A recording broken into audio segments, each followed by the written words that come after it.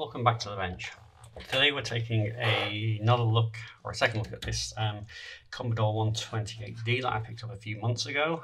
In the first video I just had a quick look around inside, gave the disk drive a clean, fixed the lever on the disk drive because it was cracked, and also the mechanism was just pulling out, so we fixed that. Had a good look around the chips and what's inside, but I couldn't really test the machine because I didn't have a keyboard. But as you can see, I now have a keyboard.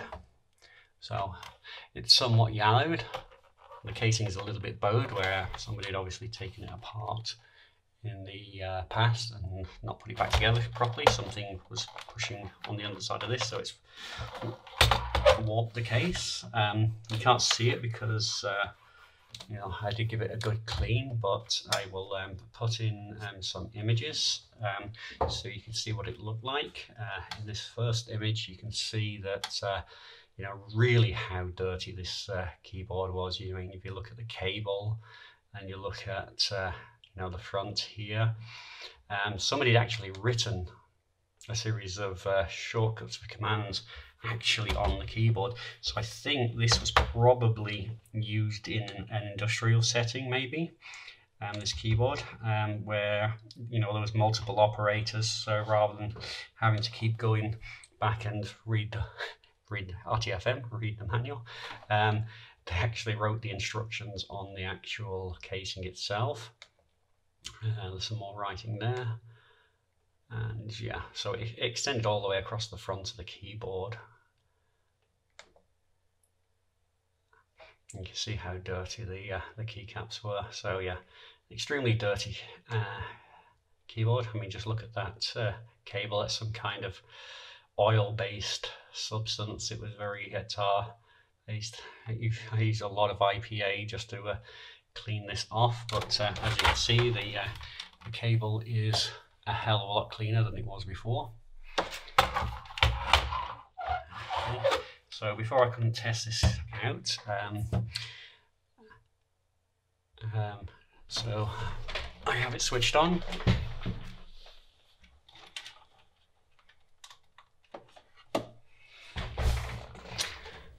And it's currently switched on, and it's in the C128 mode, which is its default mode that it comes on. You can default it to C64 mode by holding in the reset switch, I believe, or the Commodore key is it, when you switch it on. We can try that now. Let's just turn the machine off. Hold down the Commodore key. Yeah, and there you go. It boots straight into C64 mode.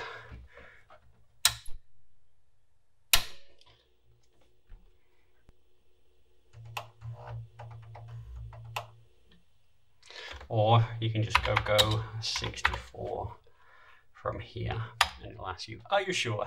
Yes. Well, and there we have it.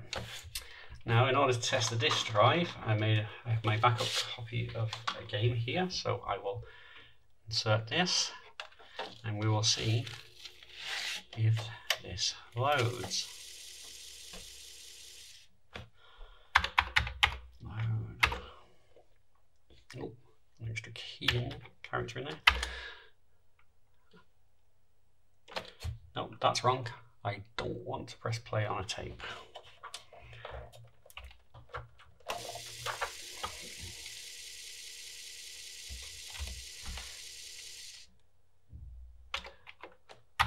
Load.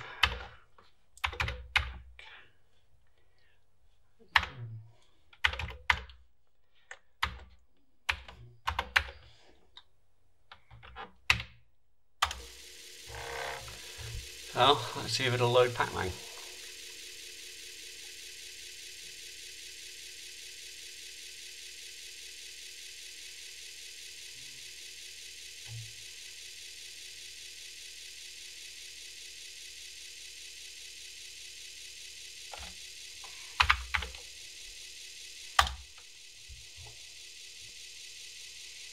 Okay, And as you can see, the disk drive seems to be working beautiful. Yeah. A little bit noisy, but these old drives always were when the disk was spinning. So let's see if we can play a bit of Pac-Man. I have my Quick Shot 2. Oh, yeah. No, Competition Pro here.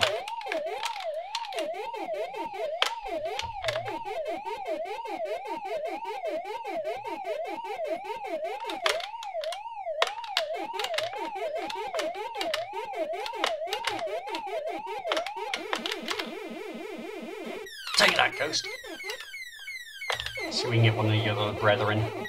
Yes, got you.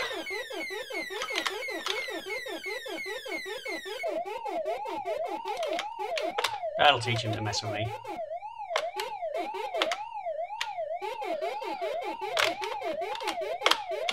Yeah, that was a mistake, wasn't it? Ooh.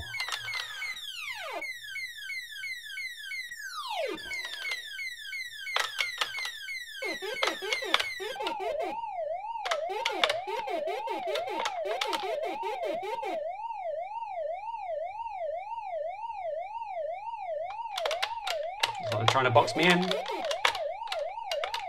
I escaped. Oh! He got me just before I got the pill. As you can see, I'm not terribly good at Pac-Man.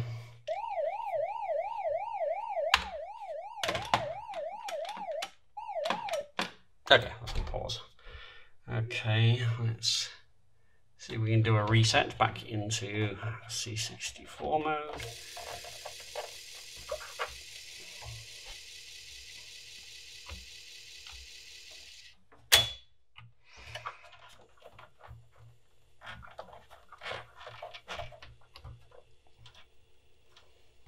Now we're going straight into 128 mode.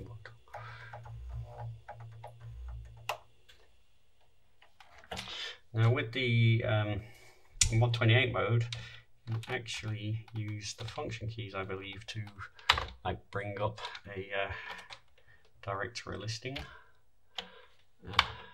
Oh, graphic.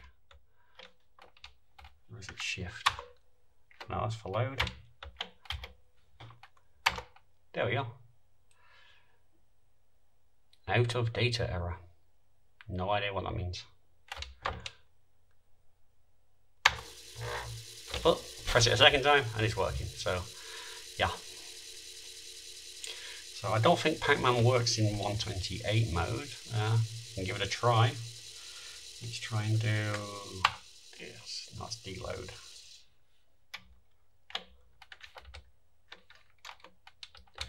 No. Desave. Save and run. Okay, not what I wanted to do, but oh well, do it the old-fashioned way.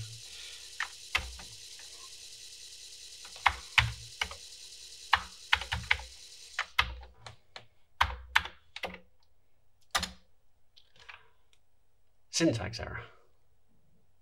Really?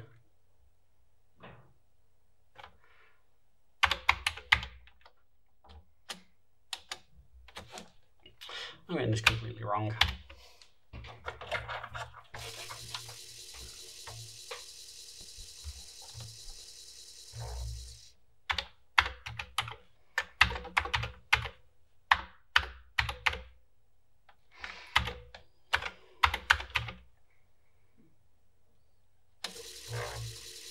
Okay, now it's searching for Pac-Man.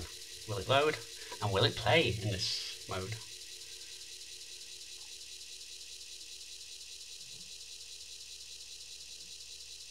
And it looks like the answer is no.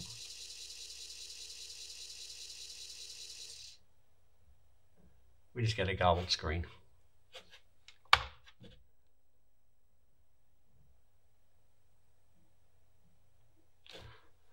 So it doesn't shoot in 128 mode.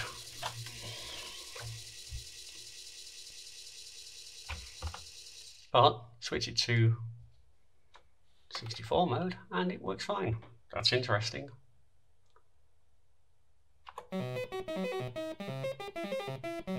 Unless it was still in the C64 memory. Let's try that again. So I'm going to reset to 128 mode. Okay, now I'm going to hold down the Commodore key and reset again. So it goes into C64 mode. And yeah, Pac-Man is actually still there. So that's interesting.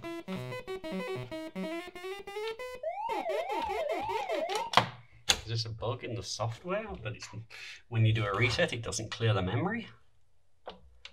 I'm sure we turn the power off and then hold down the Commodore key and switch it back on. Yeah, no more Pac-Man. Just our system ready to go.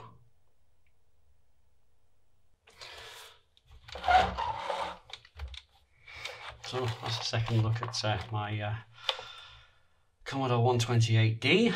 I need to get the cable so I can try in 48D mode because I don't have that at the moment. So yeah, that only works on the VGA or the RGB connector at the back. So I'll have to either buy a cable or get the parts and make up a cable so I can have this in the different modes. It's interesting because this is a German keyboard, but obviously in the C64 mode I get the standard alphabet.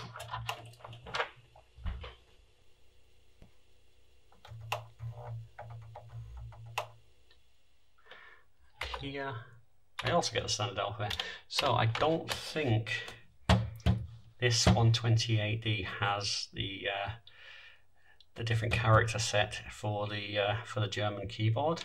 So maybe this came from somewhere else and ended up in Germany, which is where I bought it, from a German seller. I do have two normal 128s, the all-in-one units, the plastic ones, and both those have the German character set ROMs, so I'm guessing that I could probably modify this so it had the German character set, but yeah, I'm not too worried about that. My German sucks. So if you like this video, hit that subscribe button, and if you want to get notified of future content, then you can ring the bell icon and give this video a thumbs up or a thumbs down. Comments below, and we'll catch you next time.